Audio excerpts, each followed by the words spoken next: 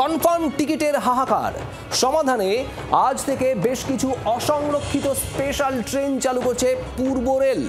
স্টেশনে পৌঁছে কাউন্টারে টিকিট কেটে দূরপাল্লা সফর করতে পারবেন যাত্রীরা।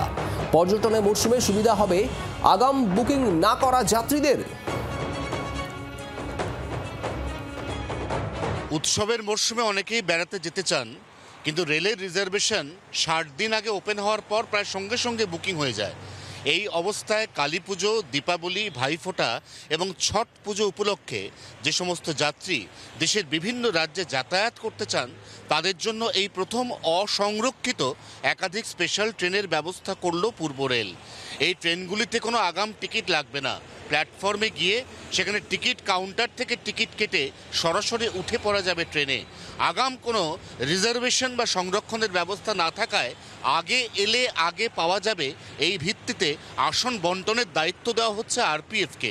24 ঘন্টার জন্য ক্যামেরায় তরুণের সঙ্গে অয়ন, কলকাতা। বাংলার আওয়াজ, বাঙালির আবেগ, জি 24 ঘন্টা।